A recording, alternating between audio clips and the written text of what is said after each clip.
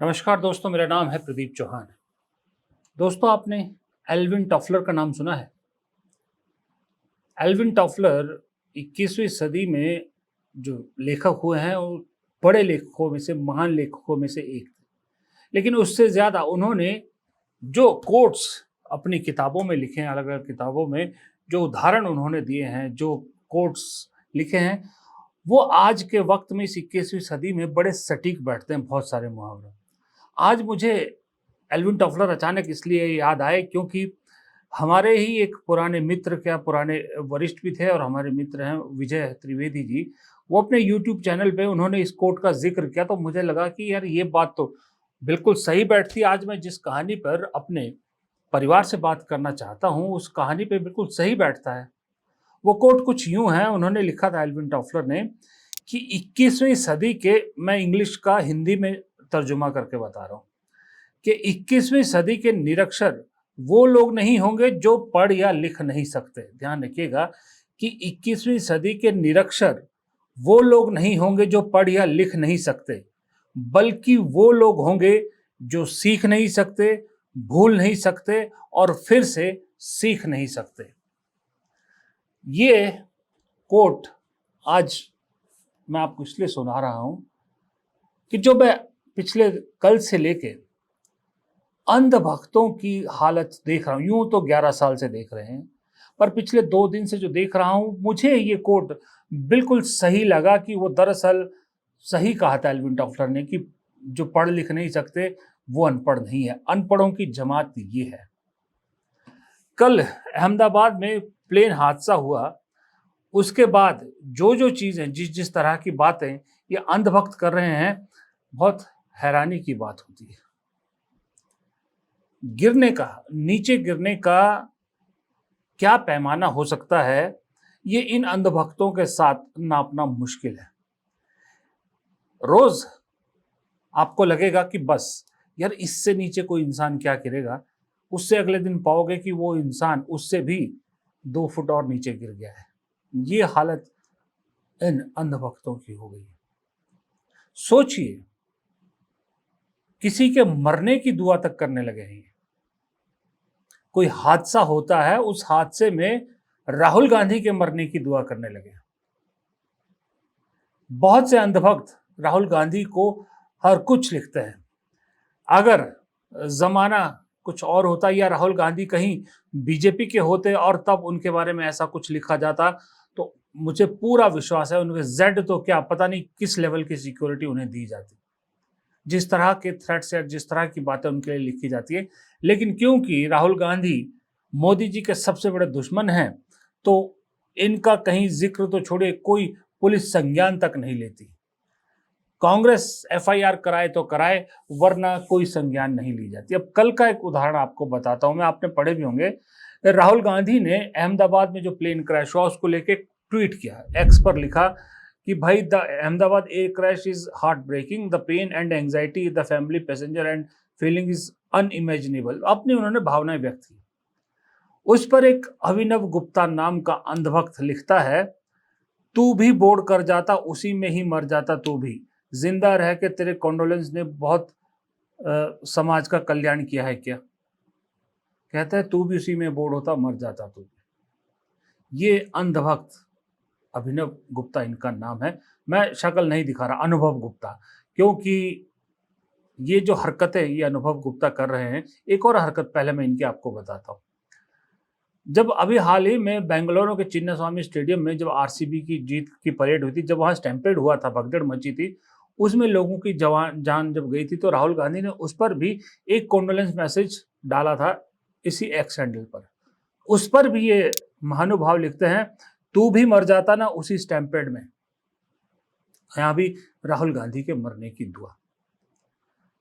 अब इस शख्स की शक्ल में इसलिए नहीं दिखा रहा जो मैं कह रहा था, क्योंकि ये गलती इसकी है और सजा शायद उसके माँ बाप को भी मिले, क्योंकि उंगलियां उन पे भी उठेगी कि तुम्हारा बेटा देखिए कैसी सोच रखता है।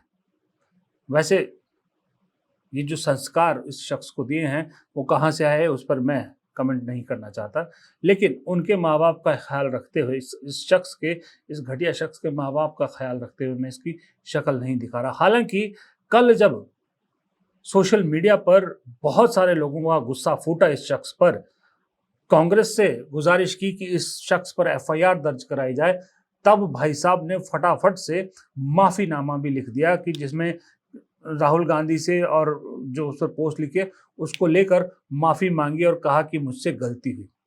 हालांकि आज आप इसका अकाउंट देखोगे, ना तो ये ट्वीट है ना वो माफीनामा है, दोनों चीजें गायब है। ये दरअसल आज की सच्चाई है। ऐसे लोगों का बोलबाला है, ऐसे लोगों पर कोई कार्रवाई नहीं होती है, लेकिन सरकार से अगर आपने सवाल पूछ लिया तो आप तुरंत गिरफ्तार हो जाएंगे, तुरंत जेल में डाल दिए जाओगे और सालों साल जमानत भी नहीं होगी, ऐसी ऐसी धाराएं आप पर लग जाएंगी।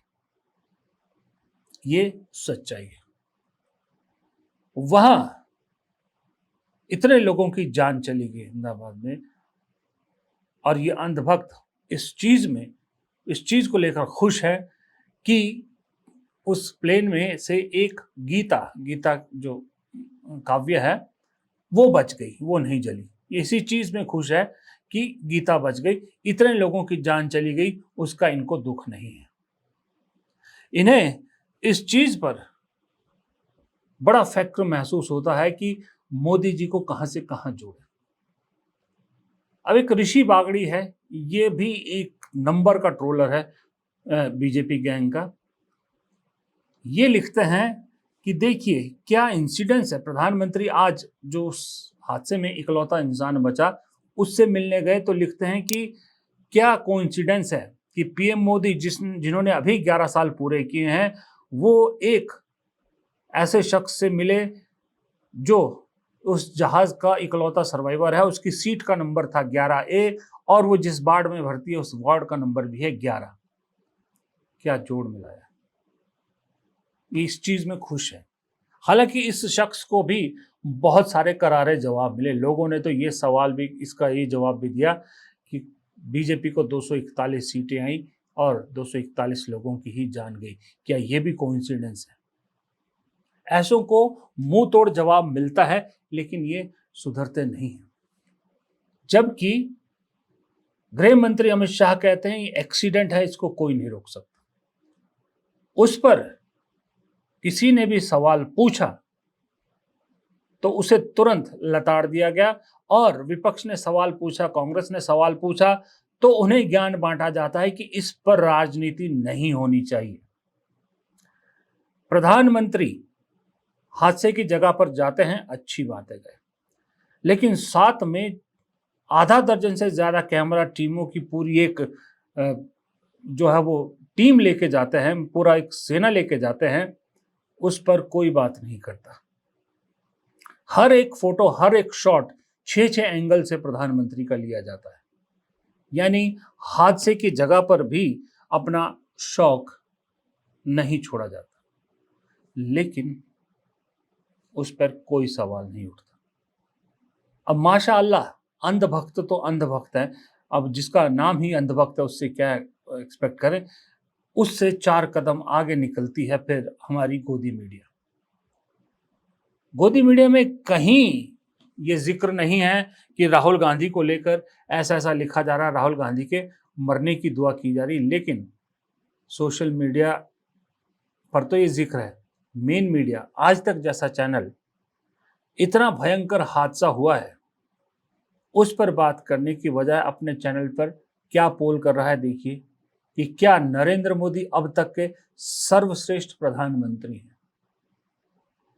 ये वक्त मिला इन्हें इस तरह का पोल करने का, यानी प्रधानमंत्री को छींक भी आ जाए तो ये लोग शील्ड बन के ऐसे खड़े हो जाते हैं कि मानो इनके किसी घर के खासम खास का कुछ बिगड़ने वाला है। सवाल पूछना इनका काम है। मीडिया और सरकार का रिश्ता हमेशा, पहले कार्टून में ऐसे दिखाया जाता था कि मीडिया को हमेशा ऐसे तीर लेके दिखाया जाता था और सरकार को बचाव करते दिखाया जाता था। ये पहला देश ऐसा है, ये पहली बार भारत में ऐसा हो रहा है कि मोदी जी के चारों तरफ मीडिया शील्ड बन के खड़ी है और सवाल पूछने वालों को जो है वो विपक्ष का चेहरा दिया जाता है, और या जो डिजिटल या इंडिपेंडेंट जर्नलिज्म है करने वाले हैं उनका चेहरा दिया जाता है, और उनके पीछे एक और पूरी सेना उन्हें घोंपने के लिए तैयार दिखती है। ये इस देश की सच्चाई आज की डेट में दरअसल हो गई है। हर घटना, दुर्घटना सबको राजनीतिक नजरिए से, राजनीतिक चश्मे से, राजनीतिक फायदे के चश्मे से देखना आदत हो चुकी है इस सरकार की, और पुरानी आदत है। लेकिन इस आदत को बदलना वक्त के साथ जरूरी हो गया है।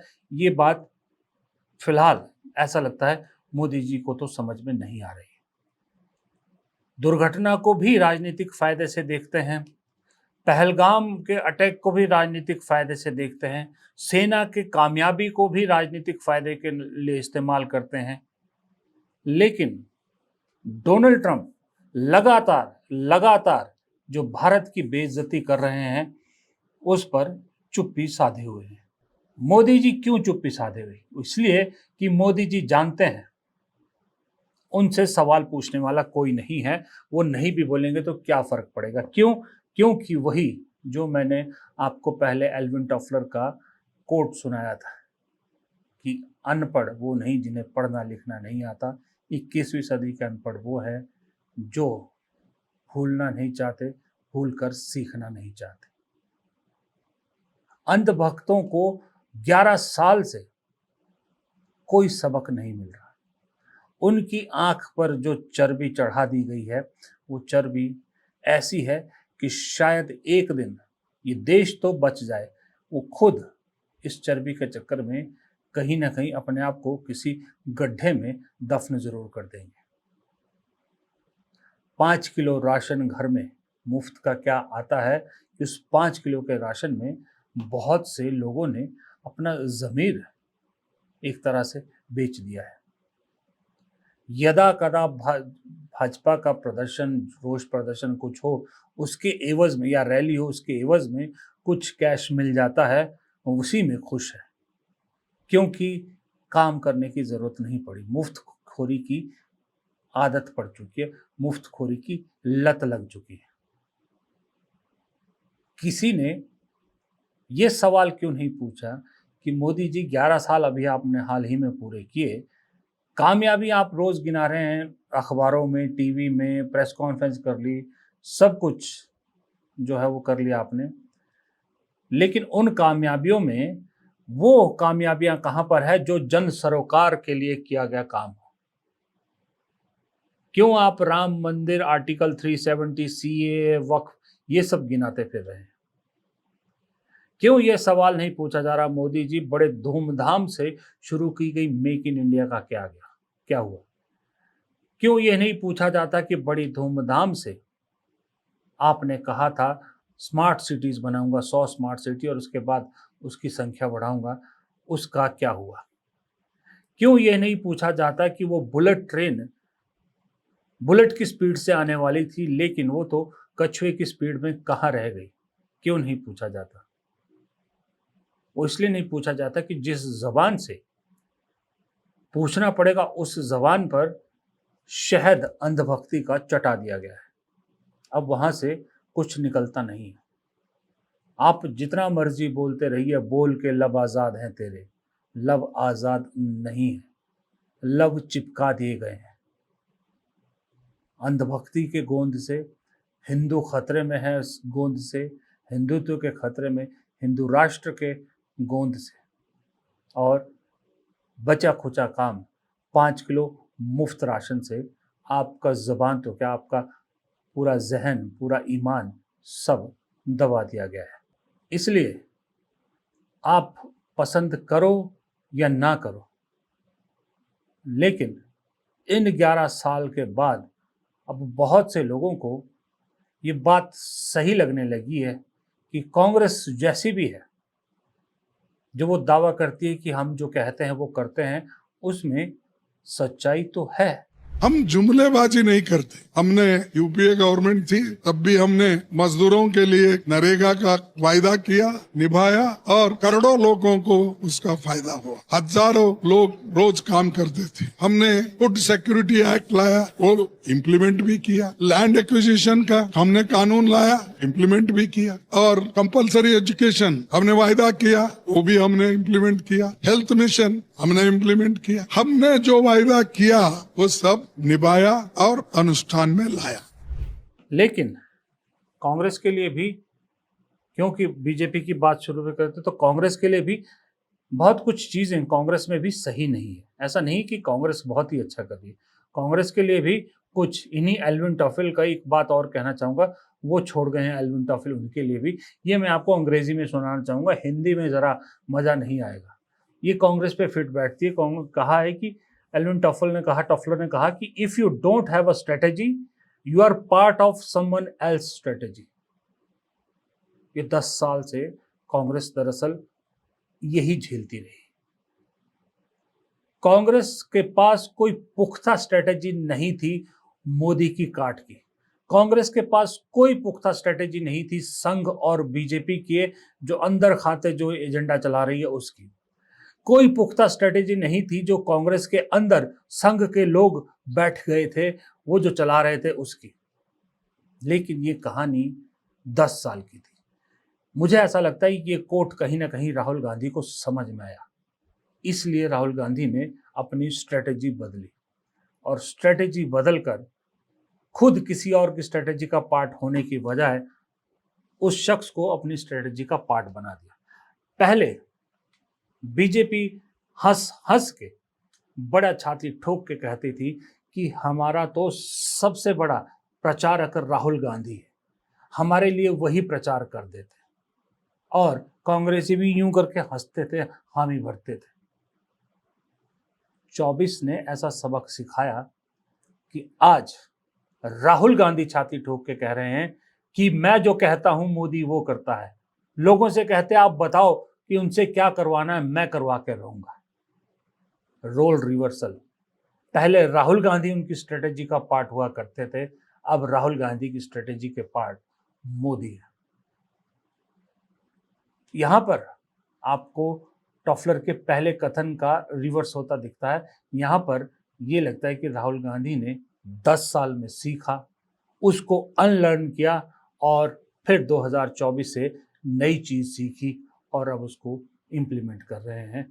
यही दरअसल पूरी कांग्रेस को करना है। और अंधभक्तों को, अगर अंधभक्तों की श्रेणी से बाहर निकलना है, मैं ये नहीं कहता कि आप बीजेपी के सपोर्टर न रहो, किसी और के सपोर्टर न, आप सपोर्टर रहो, क्योंकि हर एक आदमी का राजनीतिक झुकाव होता है, उसमें कोई दो राय नहीं। लेकिन राजनीतिक झुकाव होना और अंधभक्त होने में फर्क होता है। चश्मे को उतारिए और बराबरी के चश्मे से सब चीज़ों को देखिए, तभी आने वाले वक्त में आपका सर्वाइवल हो पाएगा। फिलहाल इस वीडियो में इतना ही। वीडियो पसंद आया तो प्लीज़ लाइक ज़रूर कीजिएगा, चैनल को सब्सक्राइब करना मत भूलिएगा। कमेंट बॉक्स में आप भी अपनी राय इन अंधभक्तों के लिए ज़रूर दीजिएगा। नमस्कार।